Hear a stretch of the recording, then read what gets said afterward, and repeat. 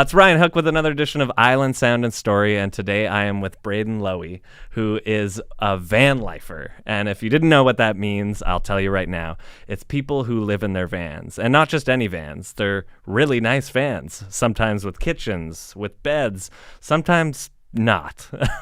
And Braden Lowy, we're talking to today, particularly because he was living in his van and also getting a master's at the University of Victoria. And many people choose to live in vans for a variety of reasons, but especially now in Victoria and Vancouver Island, where rental prices and housing prices are just getting insane, it's become a really valid option for people. So, Braden, how are you? I'm doing good, Ryan. Nice. Thanks for having me. Yeah, thanks for chatting with us. So I guess the first question I have is, how do you go about choosing a van to live in? Yeah. So when I was looking for vans, I was just checking listings on like 7 different websites every morning. And the main things I was looking at was something in my budget. I had a budget of $10,000 for the van and the build. So the van had to be like under 5. Right. And then the other thing is just, for me, a big important detail was maneuverability. So I didn't want like a big Ford like Transit. Not that that was in my budget anyways, but the big Sprinter vans were out of the question. I wanted something that I could park on campus and get around in easily. So I was looking for a good like cargo van size. And then beyond that, I think choosing a van is just about making sure that it's got like it's mechanically sound, because you don't want to spend a bunch of money on a build and then find out that you need a new transmission, and that did happen to me. So Okay. Yeah, because I think a lot of people forget, like, okay, yes, this is a home on wheels, but you got to move this home on wheels. Yeah, and if you get stuck somewhere, people can sometimes get really angry about that. Right. Any particular case that you remember that people have gotten angry to you about? Yeah, I broke down once in the Canadian Tire parking lot at the Hillside Mall, and I scheduled an appointment with my mechanic to bring it there, but it was like 3 days later. Right. And I didn't want to pay for a tow truck twice, and also I didn't have anywhere to tow it to in the first place. Right. Which is another challenge. Even though you're in Canadian Tire. I know, yeah. Yeah, so I had to put a note on my windshield to be like, hey, I have an appointment. It will be moved soon. Like, I'm sorry. And then they ended up putting like a warning every day on my windshield wipers. That was just like, hey, you got to move your car. But they never actually ticketed me. So that was really nice of them. Right. And so at this point, were you so you had to come back maybe after school and sleep in the van? Yeah, so I was busing to campus, and then I would come back and sleep in the van, which you're also not allowed to do in the parking lot. Right. So, oops. But yeah, it seems like it's funny because I think there's like a romanticism with van life, because YouTubers or influencers are often like glamorizing it and being like, look at what we have. We're in the middle of Oregon and we cooked this great meal and stuff. Meanwhile, like, the reality of it, and I used to live in a trailer during the summer, the first summer of COVID. And one thing that I wish that these influencers said was how tough it was, and how much time it takes to do something like cook breakfast. It took like 3.5 hours to cook breakfast every day, and that's like cleaning and making sure everything is just prepared before you go out into the world. How is your time management during this? Because you're getting a master's, which is something that requires a lot of time and effort and dedication to. But then you're also like living in this van and unsure, getting tickets and getting reminders like you can't sleep here and stuff. How was that? Yeah, it is really tough. The time management and how long things take is definitely something that I picked up on right away when I started van life, because I went from like automatic coffee maker, I wake up in the morning, pour myself a cup of coffee in 10 seconds. And then suddenly I'm having to dig out the propane stove and boil water and use the French press, and it becomes like a 20-minute ordeal at least. So in a lot of ways that actually like was really nice, because suddenly I appreciated a cup of coffee much more. Like it slowed my mornings down, and it was really like calming and sort of zen. But then that novelty quickly wore off once I'm in the middle of classes and I have 6 papers to write and I just want a cup of coffee. So being a student does mitigate a lot of those challenges because everything's so central on campus. I can go to the gym and shower, and then I can go buy like a pretty reasonably priced cup of coffee, as opposed to like lots of other kind of people who might have challenges finding places to do those things conveniently all in one place. So being on campus was really nice, and I was sleeping there for a long time until they kicked me off. Yeah, which was actually, I had a lot of conversations about that with other news outlets and UVic kind of liaisons. So it's in the student society's kind of agenda now that they want to press the university to have more opportunities for students to explore alternative housing situations without the threat of like persecution by the university. So, yes. Yeah. Because I mean, I think one thing that is such a pressing issue is we're a university town in Victoria, Oak Bay particularly. Oak Bay is one of the worst offenders of not building enough housing.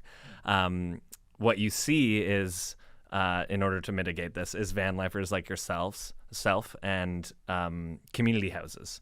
And community houses are also operating on this like gray area where they're having too many people, but you know, there's maybe 5 official people, but maybe 12 people live there. And you know, the University of Victoria, I know, is building more housing, but you're currently going to school, and that housing is years away. What do you like? How is the like when you were going through that? First of all, how stressful was that? Because like you have the stress of a master's, you have the stress of just making a cup of coffee, and then you have this added thing where news outlets are coming to you and people like myself want to interview you. Like, what was that like?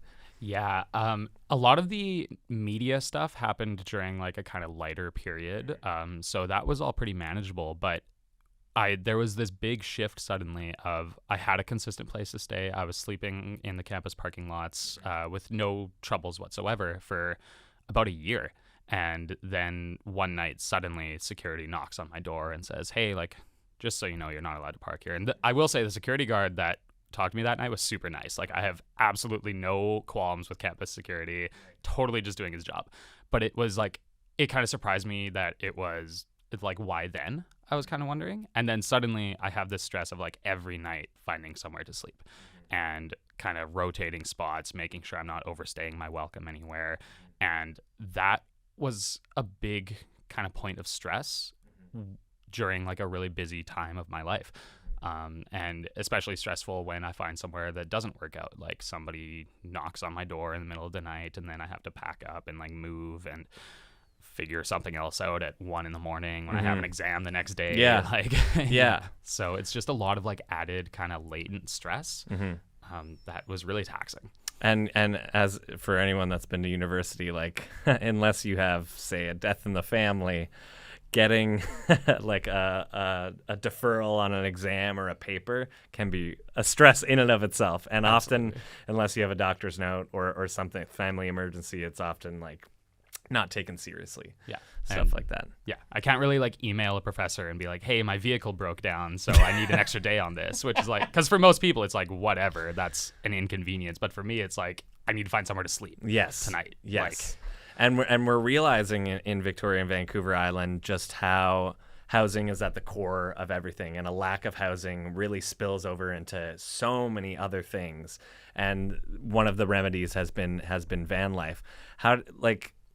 Before you moved into this van, how did you see van life as an option? Was like where did the idea come from? Were you on YouTube being like, oh, van life? Yeah, totally. So when I moved to Vancouver from Saskatchewan, I had met a coworker who was living in her van, and I was like, this is awesome. This sounds super cool. Like, she'd talk about camping trips and stuff all the time. And so it was always kind of in the back of my mind. And then I committed once I was moving from Vancouver to Victoria, because I was looking at the housing market and I was like, this is so much worse and I don't know anyone in the city. And I just didn't want to explore housing options really at the time for a lot of different reasons. Moving into the van was like, I definitely don't regret it at all. But it came with a lot of challenges that I think, like you mentioned earlier, the influencers kind of hide. Yeah. So yeah, there's this rift in the van community of like the influencers and the retirees who are doing this for fun, and then like the utilitarian van lifers who have gotten kicked out of their homes and are in sleeping bags. Yeah, and what is the key difference between these? I when I'm thinking about them, I'm going, okay, the influencers definitely have money. Definitely have a lot more money, and they look like they have more money. I shouldn't say that all of them are. And they look like they probably own a home. They look like they're doing it on the weekend or for a vacation, whereas someone like yourself is doing it, like you said, a utilitarian. You have to. This is the way. Yeah. And I think another big difference, too, is like they'll usually have builds that were done by a professional and like contracted out, and they just take the van as is, whereas like other people are like I built mine in my backyard and was learning how to do it as I went. Right. Really? Wow. Yeah. Okay. It's just YouTube tutorials for everything. If you look at like the drawers in the cupboards, you'll see like they're terrible. Yeah. But they work. They totally work. Yeah. And how long did that process take? I bought the van in late April of 2022 and did the whole build out and was living in it by the end of July that year. Wow. Okay. So about April. 2 months. Okay. So that was like your full-time job for a bit. Yeah, it was weekends and evenings. I was out there every day. Wow. And I guess for the van life nerds out there, what did you do to your van? Okay, so my van has it has a sink. It's a nicely installed kitchen sink. There's a freshwater and gray water tank. So I just have all that plumbing and I refill it at like public faucets. And then I have a diesel powered heater mounted to the van. It exhausts underneath. I drilled a hole in the bottom of the van, and then there is a mini fridge. I have 300 watts of solar panels on top and a 200 amp hour battery. So that keeps my fridge on, and I have power to charge all of my things so that I can write essays till 4 a.m. in there.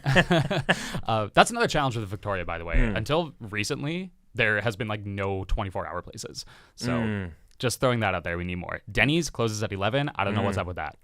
Everywhere else in the world, Denny's is open constantly, except for Victoria. Yeah. It is a very odd thing.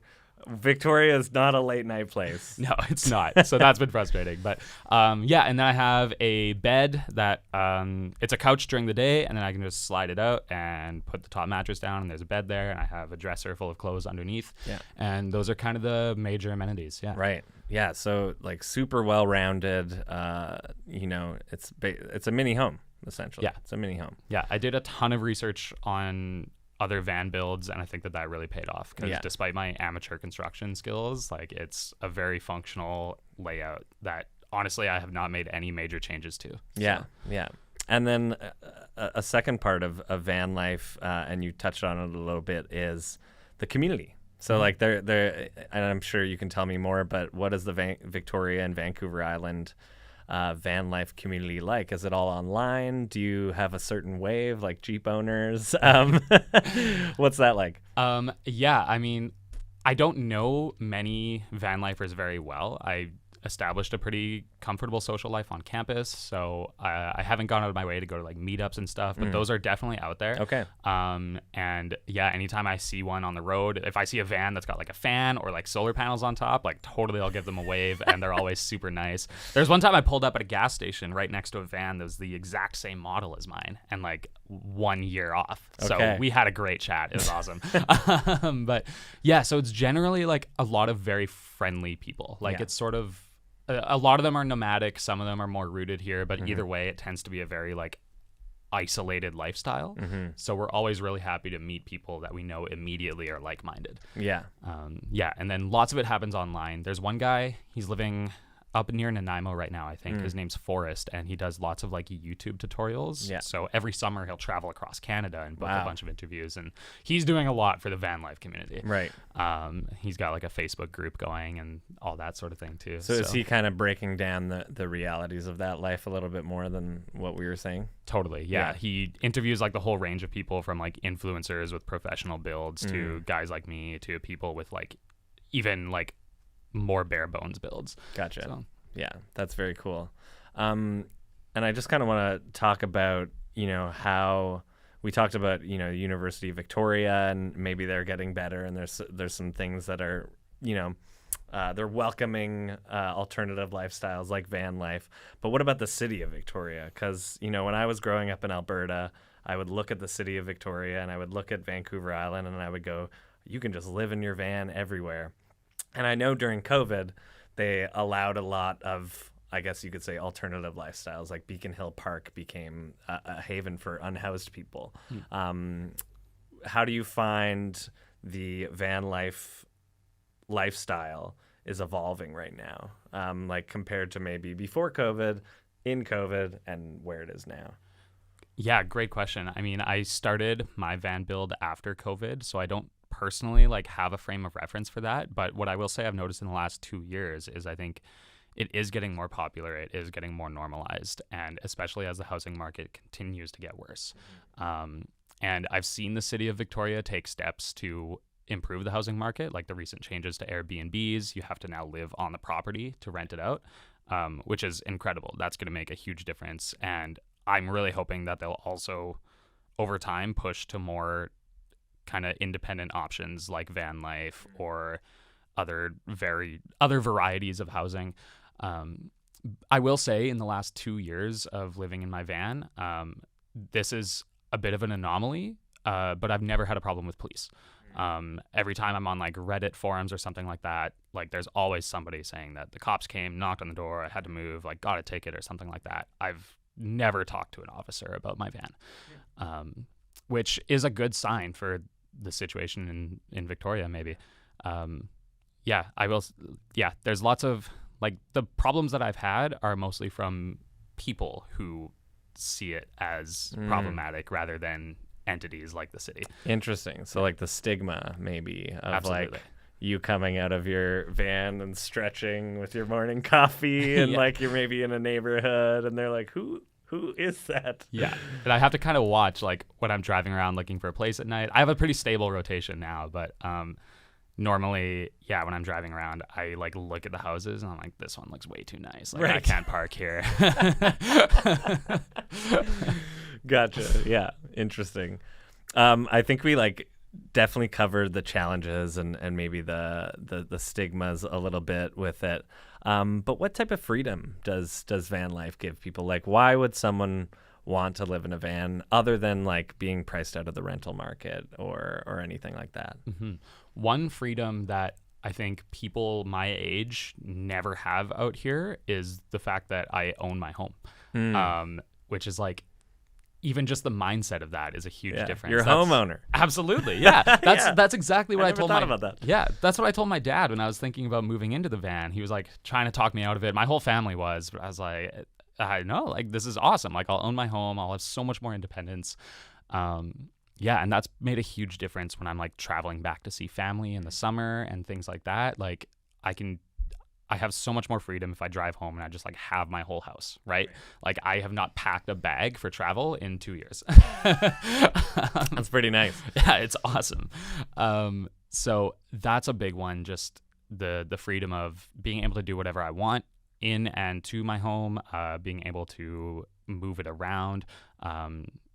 Just the independence and freedom of having a mobile living situation is incredible. And then on top of that, I think it's also something that people are really interested in. So in like moving to a city where I don't know anyone and trying to build a social life, like that's always something that I can drop and immediately people have questions. That's true. That's very true. And you get interviewed. Yeah, exactly. You're just like, I just wanted to live in my van. And now I'm getting interviewed by CTV. Yeah. There's a darker side to that too, where sometimes like I'll tell people I live in a van and they'll be like super put off. But that doesn't happen nearly as often as people who are super interested. Yeah, so. It's such an integrated part of culture here, particularly. Yeah. Like growing up in Edmonton, and I'm sure as a Saskatchewan, like the idea of someone living in their van was really foreign. And, you know, we have harsh winters, so it makes sense, but I just don't think I remember, and I knew a lot of hippies. I don't think I remember anyone living in their van. And then you think about the rental market. You know, I paid $300 for rent per month at one point in Edmonton, and it's probably gone up since then, but probably not by much. So it makes sense.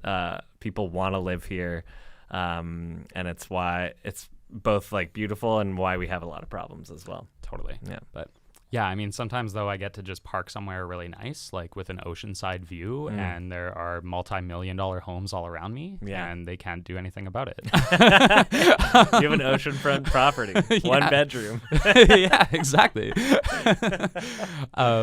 Yeah, so those are all huge benefits. And then I think one major thing for me has just been the mindset of the fact that, like, I bought this van, I built it all out myself with a few hands from friends, and like planned it all and paid for it all. And that feeling of just like accomplishment at like my day-to-day life is awesome. Like sometimes I'll just open a drawer still like 2 years later. I'll be like, damn, that still opens. Yeah. It is. Yeah. It's nice to, like, when I did my trailer, it was like, I felt really accomplished, because like much like yourself, it was like I'm not a builder. I was never into cars or anything like that. And just to like, we're so lucky to live in an age. I mean, obviously social media is bad in some respects, but to live in an age where we can go on YouTube and just like step by step be able to build our own stuff as people who maybe aren't mechanically or inclined or carpenters at all. It's kind of a beautiful aspect of our age that we're living in, for sure. 100%. But the UVic thing, so maybe break that down in terms of like, was there a policy that UVic had in place that prevented you from living in your van on campus? And were they citing it, or was it just, we are uncomfortable with this? Like, I'm kind of confused. Like, if you had paid for parking or something like that, would they still be like, you have to leave? Right. So, yeah, that's a good question, because I do like totally have to say that like I was knowingly breaking the rules. Gotcha. Copy that. I familiarized myself deeply with their parking bylaws when I moved to the city, and they do have one stipulation that says you are not allowed to use your vehicle as a dwelling place on campus. Parking overnight is completely allowed, with some like minor stipulations, but they're very particular that like you are not supposed to live in your vehicle, right, or use it as a dwelling place, whatever that means. Yeah. I think maybe it's deliberately vague. But yeah, so I was violating that rule for sure. And that is the rule that the security guard cited when he spoke to me, but it was going unenforced for the year before that I was doing it. So that made me feel a little bit puzzled, and definitely like I was wondering what changed. Yeah, like why now? Yeah. Yeah.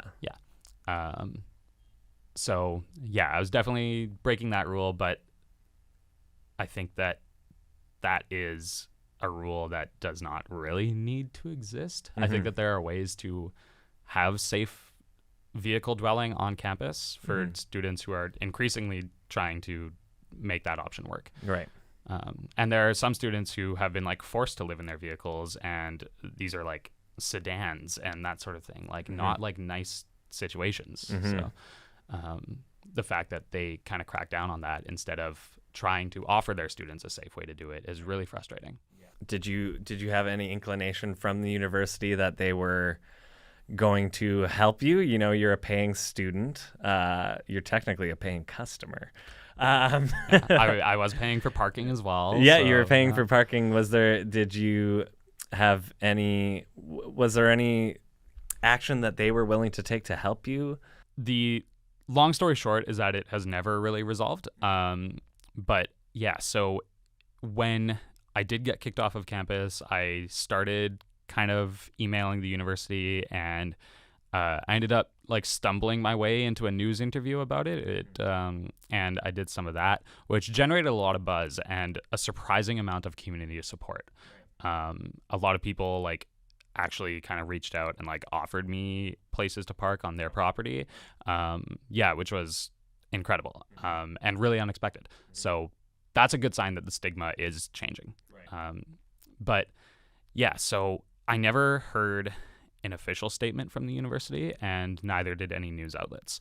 And going through the most kind of progress that I had was going through the UVic Student Society, who had a lot of people in charge who were on board with this kind of movement and has made it a part of their platform now. But naturally, with bureaucratic sort of systems like student government and universities in general, it's going to be a long time before any official change happens. Slow turtles, just yeah. One step forward, 2 steps back. Exactly. Yeah, there's a lot of bureaucracy. Yeah, and it'd be interesting to see what that future holds. And like I said, they want to build more housing. They have that plan, but we're in this crisis now. So what can be done now? And you referenced the Airbnb law from the BC government, which was one thing that you can be like, that seems to be an acute action that a government can take right now. Because as much as we get those promises for more housing, like we're currently in this thing. So how do we deal with it? And it could be as easy as we let van dwellers take their master's program. Yeah, it's like I don't want to get too radical on the pod here, but I do think it's really frustrating that like to be someone who has gone out of their way to figure out their own individual solution to the housing crisis and then have that solution be like rejected by the university or other structures of power it's incredibly frustrating to be like, I'm offering you a solution. Right. And you're saying no. Very interesting. Yeah. And I'm sure there are a ton of valid reasons for it. Like there's a safety problem and liability issues, absolutely. But it's like there are solutions that could be implemented and that I have suggested and want to be an active part of. And they just haven't like been receptive to those conversations. Yeah. And what are some of those that you've thought of and suggested? I think that, the parking lots are empty at night. Yeah. there's space-wise, there's absolutely no issue. And I think that it would be completely reasonable to kind of section off a parking lot or part of one, like a ways out of the main kind of roads, and just be like, here's a place where overnight camping is allowed for students who are paying for the parking pass. And then there can be a parking pass implemented for students to be able to use that. And with that parking pass can come like waivers that kind of reject liability if anything were to happen, or whatever the university feels like it needs to do to cover itself legally in that situation. And then we have a safe place for students to come and stay and park overnight, because it's also not even a problem of people living in vehicles. It's, people commuting from Langford and they have exams at 8:30 in the morning, right? Like it would just, maybe it's convenient for them to sleep on campus overnight, which some of them do. So I think that that's one option, is just to like establish the kind of infrastructure needed, like not even like real infrastructure, because most people just have that in their vehicles, like toiletries and stuff like that. But like just the actual like on paper, like legal systems to allow students to do this, the revisions to the parking laws that would be necessary. It feels so easy. And it's just bureaucracy and unwillingness to do it. What are your do's and don'ts of van living? Because you go online, there's lots of people giving advice.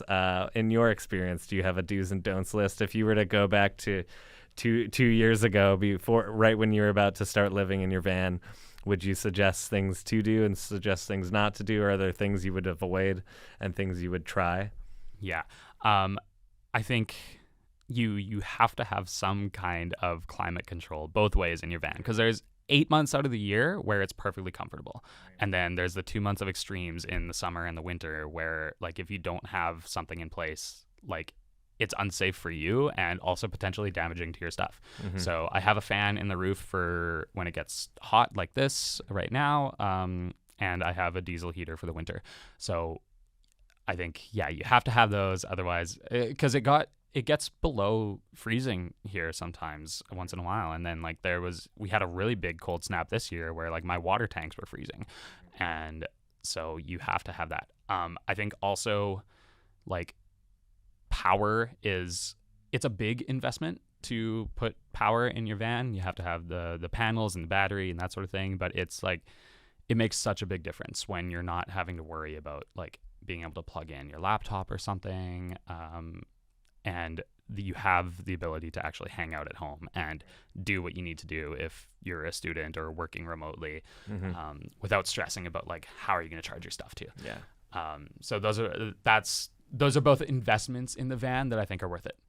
The other thing is minimalism is so important. I got rid of like all my stuff when I moved into the van, and I adopted like a super minimalist wardrobe, which I've since changed my mind on. I've like restocked like a totally new wardrobe with like all the vintage stores around here but then like in that process of resetting, I decided like this is something that's important to me. It's something that I want to make space for. But I think at least like try the minimalism, cut your life down to like nothing, and see what you come back to and welcome back into your life. It's a very transformative experience. I think that this has been like one of the most like identity changing things I've ever done. So those are my do's. As far as don'ts, don't make your van like awesome on the outside. Like it's so tempting to put like bumper stickers and like flame decals on there, but that is the kind of stuff that's just gonna like get rich people to call the cops on you. Right. Even my van is like, it's brown, two-toned, like very like distinctive, and I get anxious about that. Like I know that people around town recognize my van, especially after doing interviews about it, which now that I have plans to move out of it, I'm not nearly as worried about. But when I was living in it, like I was really nervous that people would like recognize it. So I think not doing that is a good call. Yeah. You don't want to make life harder for yourself. You don't want your van to look like Guy Fieri. Yeah, exactly. Okay. Noted. And in that same vein, like don't overstay your welcome at places. Like if you find a good spot, it's so tempting to just stay there every night, and then that's when people are going to get annoyed. But I find that most of the time, if I stay at a place in my regular rotation, like once, maybe twice a week, people don't bother me, and I don't bother them, which is just as important. So, totally. And considering that this episode in particular is about home and how that's different to people, how has your idea and concept of home changed since having a van and not having like, I guess, a stationary place? Yeah.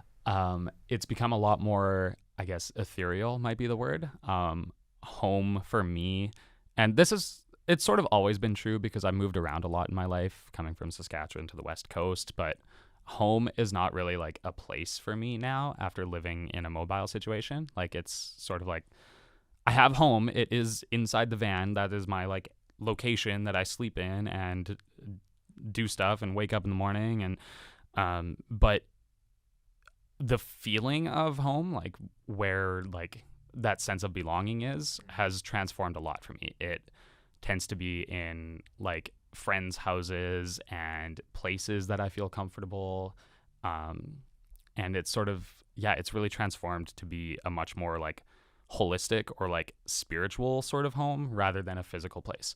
And I think for a lot of people, like those are the same thing. You go home and you have this sense of like returning somewhere that you feel like yourself in. But that partition for me has expanded. Yeah. Since moving into the van. Absolutely. Yeah. Very cool. And last question. So just before we were talking about this, I got a little tour of your van, I guess. And you're about to move into a place.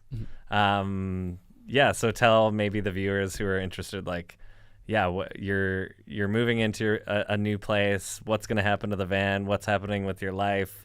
Are you done your master's? Where are you at right now in July of 2024? Yeah, so I will be done my master's at the end of next summer. Mm-hmm. And I'll probably still be living in the place that I'm moving into then. I'm hoping it'll last for a while. It's like an affordable place that I'm able to move into with friends and in a good neighborhood with a pretty decent landlord. So it's like, it felt right to finally take that leap and give myself more stability in my life. I'm definitely going to be keeping the van. It's going to make an awesome camping rig, and I'll stay in it when I travel home and that sort of thing. Or it's just like really convenient to have a portable bedroom. Yeah. Yeah, so definitely keeping it. I'll drive it till it dies. I love that thing. I might do some renovations in it next summer. I think that there's, like, for the most part, there's not a lot that I would change about the original build, but there are some things that I would really like to tweak. So I might make that a little project later on. Nice. Yeah. Well, thanks so much for taking the time, Braden. Yeah, thank you for having me.